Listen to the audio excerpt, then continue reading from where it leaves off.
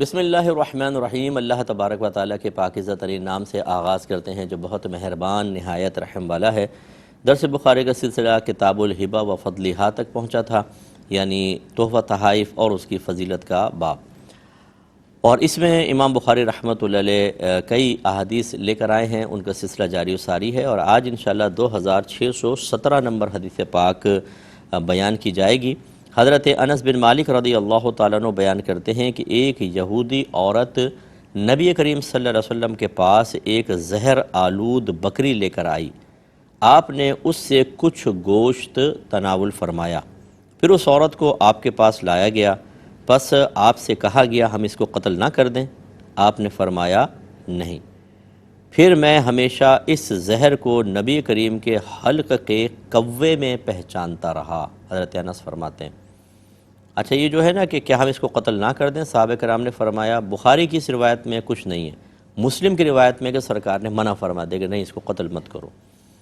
اور حضرت انس کہتے ہیں کہ پھر میں ہمیشہ اس زہر کو نبی کریم کے حلق کے کوے میں محسوس پہچانتا رہا، یعنی وہ اثر لوٹتا رہا۔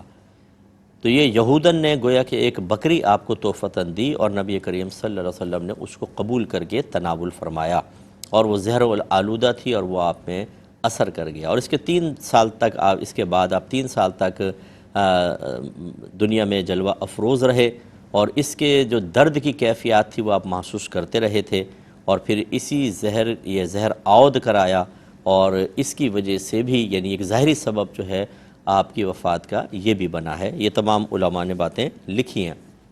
اب چند باتیں اس میں پہلے سمجھے، پھر ہم ساری باتوں پہ ڈسکس کرتے جائیں گے کہ یہودی عورت نے نبی کریم صلی اللہ علیہ وسلم کو ایک بکری دی۔ اس کا مطلب ہے کہ عورت کا تحفہ بھی قبول کیا جا سکتا ہے بشرطے کہ باعث فتنہ نہ ہو اور شریعت نے منع نہ کیا ہو۔ تو اجنبی عورت کا تحفہ قبول کرنا، جیسے گرل فرینڈ کا کر لیا یا محلے کی کسی عورت کا کہ جس سے خامخواہ گناہ کے دروازے کھلے، منع ہوتا ہے۔ لیکن ہمارے خاندان میں بعض اوقات ایسے ہوتی ہیں کہ بچہ بڑا ہوتا ہے، سالگرہ منا رہے ہیں، تو کچھ رشتہ دار خواتین ہوتی ہیں جو گفٹس وغیرہ لے کر آتی ہیں، تو وہ قبول کیے جا سکتے ہیں، ورنہ اجنبی عورت سے بہرحال تحفہ قبول کرنے میں تو احتیاطی کرنی چاہیے۔ یہ چونکہ نبی کریم صلی اللہ علیہ وسلم کا معاملہ تھا، اور جیسے آپ کو پہلے بھی بتایا تھا کہ غیر مسلمین سے سرکار نے جو تحفے قبول فرمائے اس کا بنیادی مقصد یہ تھا کہ تھوڑا سا ان کی دل جوئی ہو اور وہ اسلام کی طرف اپنے میلان کو محسوس کریں اور آہستہ آہستہ قریب آ کر مسلمان ہوں۔ یہ صحیح مصلحت تھی۔ اب اس میں زہر ملا ہوا تھا، سرکار نے کچھ کھا لیا۔ یہ دوسری روایت میں ہے کہ سرکار نے صحابہ نے ہاتھ بڑھائے تو سرکار نے فرمایا رک جاؤ، اور فرمایا کہ یہ جو دستی میرے ہاتھ میں ہے اس نے مجھے بتایا ہے کہ اس بکری کے اندر زہر ملا ہوا ہے۔ تو صحابہ کرام رک گئے۔ حضرت ابوبکر صدیق رضی اللہ تعالیٰ عنہ نے بھی سنا، یعنی ایک روایت کے مطابق تناول فرمایا، اور آپ نے بھی، اور دونوں کو یہ پھر اس کے معاملات محسوس ہوئے۔ اب یہاں ایک سوال پیدا ہوتا ہے کہ اگر زہر آلود بکری میں زہر تھا تو نبی کریم صلی اللہ علیہ وسلم نے اس کو تناول کیوں فرمایا؟ کیا آپ نے جان بوجھ کے زہر کھایا؟ اور اگر آپ یہ کہیں کہ نہیں معلوم نہیں تھا نبی کریم صلی اللہ علیہ وسلم کو، تو اس کا مطلب ہے آپ کو علم غیب حاصل نہیں ہے، ورنہ تو آپ فوراً بتا دیتے۔ ان دونوں باتوں کی وضاحت یہ ہے کہ یقیناً سرکار صلی اللہ علیہ وسلم کو اس وقت تک یہ علم نہیں تھا کہ اس بکری میں زہر ملا ہوا ہے، ورنہ زہر آلودہ چیز کو جان بوجھ کر کھانا یہ تو غلط ہے۔ وَلَا تُلْقُوا بِأَيْدِيكُمْ إِلَى التَّهْلُكَةِ، اپنے آپ کو جان بوجھ کر ہلاکت میں مبتلا مت کرو، تو اس لیے یہ تو جائز نہیں تھا۔ اب یہ یقیناً بات ثابت ہوئی کہ سرکار کو اس وقت تک اس کا علم نہیں تھا۔ تو اب اس روایت کو یہ بنیاد بنانا کہ نبی کریم صلی اللہ علیہ وسلم کو علم غیب حاصل نہیں تھا بالکل غلط ہوگا، کیونکہ یاد رکھیں کہ مسلمانوں کا دعویٰ یہ ہے کہ نبی کریم صلی اللہ علیہ وسلم کو بتدریج علم دیا گیا، آہستہ آہستہ علوم دیے گئے۔ ہو سکتا ہے کہ کوئی ایک وقت میں آپ کو ایک چیز کا علم نہیں، لیکن بعد میں اس کا علم دے دیا گیا، حتیٰ کہ وفات تک ما کانا وما یکون کی تکمیل ہو گئی۔ ما کانا جو ہوا، وما یکون اور جو ہوگا۔ حضرت عمرو بن اخطب رضی اللہ تعالیٰ عنہ کہتے ہیں کہ بڑی طویل حدیث ہے، نبی کریم صلی اللہ علیہ وسلم فجر کے بعد ممبر پہ جلوہ اقدس افروز ہوئے اور آپ نے بیان شروع کیا حتیٰ کہ ظہر کا وقت آ گیا، پھر ظہر پڑھی، پھر بیٹھ گئے، عصر تک بیان فرمایا، عصر کی نماز پڑھی، پھر تشریف فرما ہوئے، مغرب تک بیان فرمایا، اور فرمایا کہ مخلوق کی پیدائش سے آپ نے بیان شروع کیا اور قیامت تک جو کچھ ہوا اور جو کچھ ہونے والا تھا سب بیان کر دیا۔ وَأَعْلَمُنَا أَحْفَظُنَا، ہم میں زیادہ علم والا وہ ہے یا وہ تھا کہ جس نے اس کو زیادہ یاد رکھا۔ تو یہ گویا کہ نبی کریم صلی اللہ علیہ وسلم کو یہ علم دیا گیا، لیکن آہستہ آہستہ دیا گیا، تو بتدریج علم، اور اس کو ہم مقید کرتے ہیں قرآن کے نزول کے ساتھ۔ پہلی آیت نازل ہوئی تو اللہ تعالیٰ نے قرآن میں واضح فرمایا ثم ان علینا بیانہ، پھر بے شک اس قرآن کا بیان ہمارے ذمہ کرم پر ہے، یعنی اے حبیب آپ کے سامنے قرآن کا بیان ہمارے ذمہ کرم پر ہے۔ بیان کا مطلب کیا ہوتا ہے؟ بیان اس چیز کو کہتے ہیں جو مافی ضمیر کو ظاہر کر دے، جو ہمارے اندر چیز ہے اس کو ظاہر کر دے۔ اگر میں کہتا ہوں کہ آپ کو بات بیان کرنے لگا ہوں ذرا سنیں، اور میں خاموش رہوں، تو آپ کہیں گے نا بیان کریں، بھائی بولیں، یعنی جو کچھ آپ کے ذہن میں ہے جو دل میں اس کو باہر نکالیں۔ تو جب میں اس کو کروں گا تو آپ کہیں گے ہاں اب آپ نے بیان کیا۔ تو بیان وہ ہوتا ہے جو پوشیدہ چیزوں کو بھی ظاہر کر دیتا ہے۔ تو لہذا نبی کریم صلی اللہ علیہ وسلم کے بارے میں اللہ فرما رہا ہے کہ پھر بے شک اس قرآن کا بیان ہمارے ذمہ کرم پر ہے۔ اس کا مطلب ہے جیسے آیت نازل ہوتی اللہ تعالیٰ اس کے تمام لطائف، نکات، باریکیاں بھی آپ کو بتا دیتا تھا۔ اس کے بعد دوسری، پھر تیسری، پھر چوتھی، حتیٰ کہ 23 سال کی مدت میں، تقریباً 23 سال کی مدت میں قرآن پاک کا نزول تمام ہوا۔ اس کا مطلب یہ ہوا کہ اب ہمارا دعویٰ یہ ہے کہ جب قرآن کا نزول تمام ہوا اس وقت تک سرکار کو تمام جتنے بھی اللہ نے عطا فرمانا چاہے تھے علوم غیبیہ دے دیے گئے۔ تو اب اگر فرض کر لیں کہ 4-5 آیت نازل ہوئیں اور پھر کوئی ایسا واقعہ آپ دیکھتے ہیں زندگی کے درمیان کا کہ جس میں نبی کریم صلی اللہ علیہ وسلم کو کسی چیز کا علم نہیں تھا، تو اس وقت علم نہ ہونا یہ معاذ اللہ ثم معاذ اللہ آپ سے علم غیب کی نفی پر دلیل نہیں بن سکتا، کیونکہ بعد میں تو ہو گیا۔ دعویٰ تو یہ ہے کہ موت کے وقت تک، آپ کے وفات کے وقت تک تمام علوم آپ کو، یعنی جتنا اللہ نے دینا چاہے وہ تمام علوم آپ کو حاصل ہو گئے۔ یہ کوئی ثابت کر کے بتائے کہ نبی کریم فوت ہو گئے اور تب بھی آپ کو فلاں چیز کا علم نہیں دیا گیا، یہ آپ نہیں بتا سکیں گے۔ تو لہٰذا اس میں کوئی تان نہیں ہے، اور کوئی مطلب یہ کہ یہ نتیجہ نکالنا درست ہو سکتا ہے کہ جی نبی کریم کو علم غیب ہوتا تو بتا نہ دیتے۔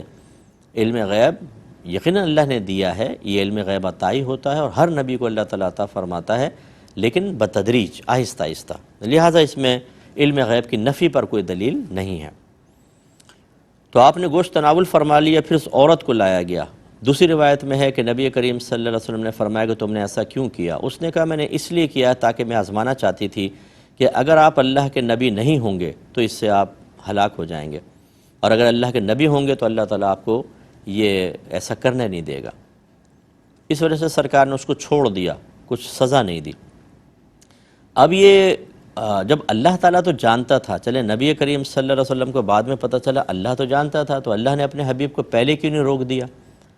جب یہ معجزہ ظاہر ہوا جو حقیقتاً کمال الہی ہوتا ہے کہ بکری کا ایک حصہ بول پڑا کہ آپ اس کو نہ کھائیں کیونکہ مجھ میں زہر ملا ہوا ہے یا اس بکری میں زہر ملا ہوا ہے، تو یہ تو پہلے بھی ہو سکتا تھا نا، کہ جیسے سرکار ہاتھ بڑھاتے اللہ تعالیٰ کی طرف سے حکم ہوتا اور بکری بولنے لگ جاتی ہاتھ نہ لگائیں کیونکہ مجھ میں زہر ملا ہوا ہے۔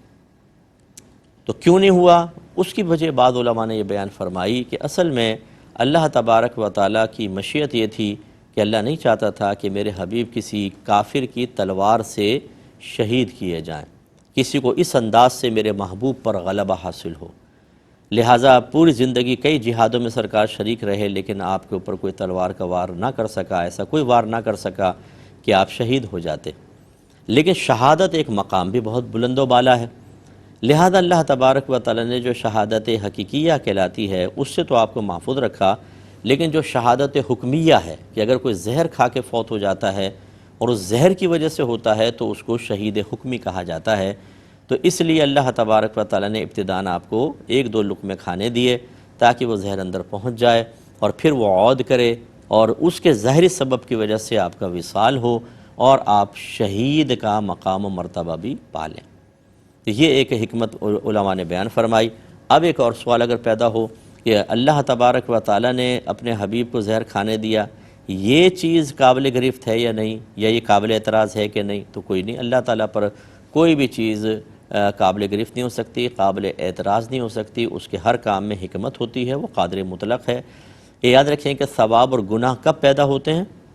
کہ جب آپ کسی کا حکم مانتے ہیں یعنی اللہ رسول کا حکم مانتے ہیں تو ثواب، نہیں مانتے تو گناہ، جبکہ اللہ تعالیٰ پر تو کوئی حاکم ہی نہیں ہے، تو پھر اللہ تعالیٰ کے کسی بھی معاملے میں ناجائز کا، خراب کا، غلط کا کوئی تصور نہیں ہے، لیکن اس کے باوجود گناہوں کی نسبت کرنا، عیوب و نقائص کے اللہ کی طرف نسبت کرنا بے ادبی ہے، اور یہ کہنا کہ اللہ فلاں گناہ کر سکتا ہے یہ کفر تک بھی پہنچا سکتا ہے۔ لیکن یاد رکھیں کہ جب اللہ نے یہ فیصلہ فرمایا کہ اس کے حبیب چند لقمے کھا لیں اور یہ زہر پھر سبب ظاہری بن جائے آپ کے وصال کا، تو اس میں اللہ کے لیے کوئی گرفت نہیں ہے، کوئی گناہ کا ارادہ کوئی تھا، گناہ تو آپ کے میرے لیے ہوتا ہے نا، اللہ کے لیے نہیں ہوتا، تو اس لیے کوئی گرفت نہیں ہے۔ دیکھیں نا اللہ تعالیٰ نے تمام جو گناہوں کے اسباب ہیں، گمراہی کے اسباب ہیں، ان کا خالق اللہ تبارک و تعالیٰ ہی ہے۔ یہ نہیں کہہ سکتے کہ اس کو شیطان نے پیدا کیا، کافر ہو جائیں گے، لیکن وہ کیوں پیدا کیے؟ آزمائش کے لیے، اب بندوں کو آزمائے۔ اب اگر کوئی بندہ ان چیزوں سے بچتا ہے جن سے اللہ نے منع فرمایا تو انعام ملے گا ورنہ سزا ملے گی۔ تو آپ کوئی اعتراض کرے کہ پیدا ہی کیوں کیے تھے؟ بھئی تو اللہ کی حکمت تھی نا، اگر اللہ تعالیٰ یہ اسباب پیدا ہی نہ کرتا تو پھر ہمارا امتحان کیسے ہوتا؟ چوری کو اللہ نے بظاہر مطلب یہ کہ فرض کر لیں فعل چوری مارز وجود میں آیا، اللہ تعالیٰ نے تخلیق فرمایا، اب یہ تو نہیں کہ فعل چوری پیدا فرما کے ہمیں مجبور کر دیا کہ ہم کریں، وہ ایک پیدا ہو گیا، اب کرنا چاہو کرو، رکنا چاہو رکو، کرو گے گناہ ملے گا، رکو گے تو ثواب ملے گا، لہٰذا اس کی پیدائش پر تو اللہ تبارک و تعالیٰ کی کوئی گرفت نہیں، وہ تو امتحان کے لیے تھا، وہ پیدا ہی نہ کرتا، سب اچھی اچھی چیزیں ہوتی تو امتحان کس چیز کا رہتا؟ اس لیے اس کو بس ذہن میں رکھیں، اور اللہ تبارک و تعالیٰ نے اپنے حبیب کو چاہا کہ وہ 2-3 لقمے لیں تاکہ یہی چیز آپ کے لیے شہادت حکمیہ کا سبب بنے، اور بنی، تو اس لیے اس میں کوئی قابل گرفت بات نہیں ہے۔ اگلے باب کی طرف آتے ہیں، اگلی حدیث کی طرف 2618 نمبر حدیث پاک ہے۔ حضرت عبد الرحمن بن ابی بکر بیان کرتے ہیں کہ ہم 130 افراد نبی کریم صلی اللہ علیہ وسلم کے ساتھ تھے، تو رحمت کونین صلی اللہ علیہ وسلم نے پوچھا کہ کیا تم میں سے کسی شخص کے پاس طعام ہے، یعنی کوئی غلہ، کوئی کھانے پینے کی چیز؟ پس اس وقت ایک شخص کے پاس 1 صاع یعنی 4 کلو تقریباً یا اس کی مثل طعام تھا، یعنی آٹا تھا۔ پھر اس آٹے کو گوندھا گیا، پھر ایک دراز قد قوی ہیکل مشرک بکریوں کو ہانکتا ہوا آیا۔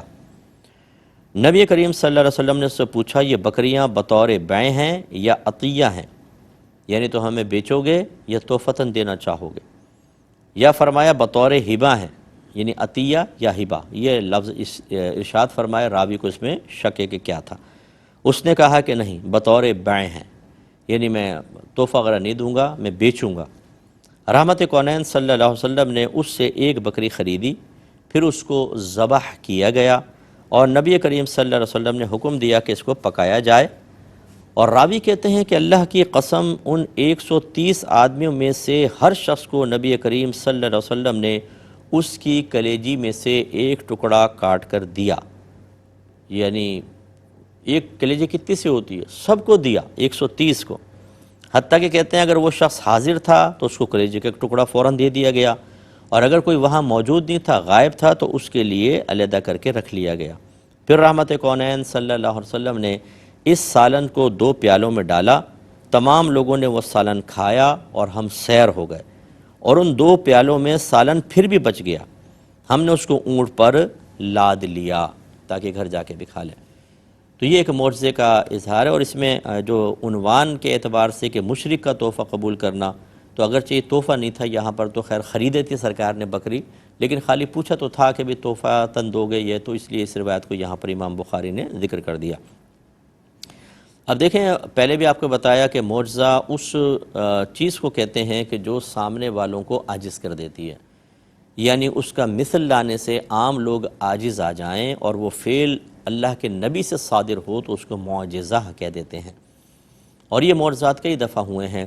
اب یہ دیکھیں، جیسے یہ کھانا بڑھانے کا معجزہ تھا کہ نبی کریم صلی اللہ علیہ وسلم نے ایک بکری کو، آٹا بھی گوندا ہوگا، روٹیاں بھی بنی ہوں گی، تو آٹا کتنا ہوگا؟ تھوڑا سا 4 کلو کا آٹا، 4 کلو میں کتنی روٹیاں بن جائے گی؟ جبکہ 130 صحابہ تھے وہاں پر، تعداد بتائی ہے انہوں نے، اور اگر ایک آدمی نے 2 روٹی بھی کھائی ہوں تو 260 ہو گئیں، کتنے کلو آٹا ہونا چاہیے تھا؟ لیکن آٹا بھی بڑھتا رہا، اور ایک بکری آپ نے ذبح فرما کے اس کی کلیجی کا ایک ایک ٹکڑا سب کو دے دیا، 130 ٹکڑے۔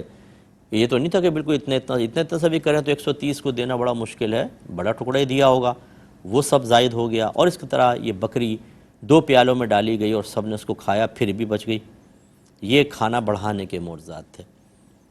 اب سوال یہ پیدا ہوتا ہے کہ کیا اس میں نبی کریم صلی اللہ علیہ وسلم کو اختیار تھا، یہ بس جب اللہ نے چاہا تو ظاہر ہوا؟ دیکھیں، اللہ تبارک و تعالیٰ اپنے نبی کو معجزات عطا فرماتا ہے اور ان کے اظہار کی اجازت دیتا ہے، اور یہ اظہار کی اجازت مشیت الہی کے تابع ہوتی ہے۔ اگر یہ بعض اوقات اجازت ہوتی ہے آپ ظاہر کر دیں، اور بعض اوقات اجازت نہیں ہوتی ہے۔ اس کا مطلب ہے کہ اختیار تو ہوتا ہے ان کے پاس، لیکن اس کے اظہار کی اجازت جب تک اللہ کی طرف سے نہ ہو نہیں کریں گے۔ وجہ اس کی یہ تھی کہ نبی کریم صلی اللہ علیہ وسلم اپنی مرضی سے یا جب چاہے، اللہ کی طرف سے یہ حکم ہوتا جب چاہے آپ اظہار کر دیں، تو پھر تو کبھی تنگ دستی ہوتی ہی نہیں۔ سرکار اب یہ جیسے ایک بکری 130 کو کافی ہوئی، ایک ہی بکری کاٹتے، ایسا معجزہ دکھاتے کہ لوگ روزانہ وہیں سے آ کے سالن لے جاتے، وہ ختم ہی نہ ہوتا، روزانہ۔ پھر سوچئے کہ کیا کوئی کسب حلال کرتا، پھر کوئی جہاد کی طرف جاتا، پھر کوئی کسی آزمائش میں مبتلا ہوتا، پھر صبر کہاں جاتا، اللہ کی رضا پہ راضی رہنا کہاں جاتا۔ تو اس لیے بہت سارے امور، اب جیسے نبی کریم صلی اللہ علیہ وسلم نے زمین پہ کھڑے ہو کر چاند کے 2 ٹکڑے فرمائے، سورہ قمر پڑھیں، اس کی ابتدائی آیات، اس میں یہ معجزہ ذکر ہے اور احادیث میں موجود ہے، چاند کے 2 ٹکڑے زمین پہ کھڑے ہو کر۔ تو جو نبی زمین پہ کھڑے ہو کے چاند کے 2 ٹکڑے کر رہا ہے، کیا وہ غزوہ بدر میں جو مشرکین آئے تھے 1000 اشارہ کر کے ان سب کے ٹکڑے نہیں کر سکتا تھا؟ تو یہ ہوتا یہ ہے کہ اگر کر سکتے تھے اور نہیں کیا تو کیوں نہیں کیا؟ اس لیے نہیں کیا کہ مشیت الہی ایسی ہی تھی۔ اگر سرکار ہر کافر کو اشارہ کر کے اس کو مار دیتے تو وہ بہت سارے کافر تو ایمان ہی نہ لاتے، پھر لا سکتے، اور دیکھنے والے دیکھ کر بدظنی ہوتے، کتنوں کو معاف کیا تو پھر فائدہ حاصل ہوا نا۔ اسی طرح جن صحابہ کے لیے ازل سے اللہ نے ارادہ کیا تھا کہ یہ کفار سے مقابلہ کریں گے اور مقام شہادت حاصل کریں گے، وہ مقام شہادت کہاں جاتا جب پہلے آپ سب کو مار دیتے؟ اس لیے اچھی طرح یاد رکھیں کہ نبی کریم صلی اللہ علیہ وسلم کا کسی مقام پر کوئی اظہار معجزہ نہ فرمانا، یا جیسے غزوہ احد میں بظاہر مسلمان شکست کے شکار ہوئے یا کفار کا کسی طرح غلبہ ہو جانا، یہ سرکار کے کوئی کمزور ہونے کی دلیل نہیں ہوتی، یا اللہ تعالیٰ کے کمزور ہونے کی دلیل نہیں ہے، یا اسلام کے کمزور ہونے کی کوئی برہان نہیں بنتی ہے۔ اور نہ کوئی یہ کہہ سکتا ہے کہ نبی کریم صلی اللہ علیہ وسلم کو کسی قسم کا اختیار حاصل نہیں تھا، یہ بھی غلط ہوگا۔ بس یہ ہے کہ مشیت الہی کے تابع، کیونکہ یاد رکھیں کہ ارادہ اللہ تبارک و تعالیٰ کی صفت ہے، تو اس نے ازل سے ارادے فرمائے ہیں۔ اگر اظہار معجزہ اللہ کے ارادے کو بدلنے والا بن جاتا تو پھر تو یہ صحیح نہ ہوتا، اللہ کے ارادے کبھی تبدیل نہیں ہوں گے، اس کے مطابق ہی ہوگا، تو سرکار اظہار معجزہ سے رک جاتے تھے، یہاں ظاہر کیا۔ اس پر انشاءاللہ مزید کلام کریں گے اگلے پروگرام میں۔ وآخر دعوانا ان الحمدللہ رب العالمین۔